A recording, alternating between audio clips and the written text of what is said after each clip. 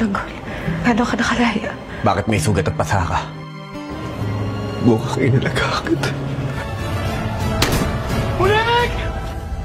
Malakas ang kutob ko na yung perang yan galing kay Tanggol. Pero huwag mo nang babangkitin kahit kanino. Baka magduda pa si Rigor, ikapahamak pa ni Tanggol. Nakasalubong ko si chairman sa baba.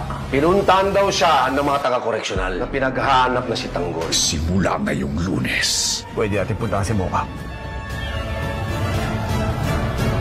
Alin ba yun? Tanggol? Pag-ibig ang gusto niyang masilayan.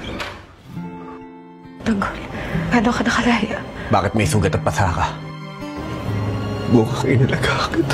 Halos ko na nalasabay kita tapos hayaan mo nasaktan ka niya.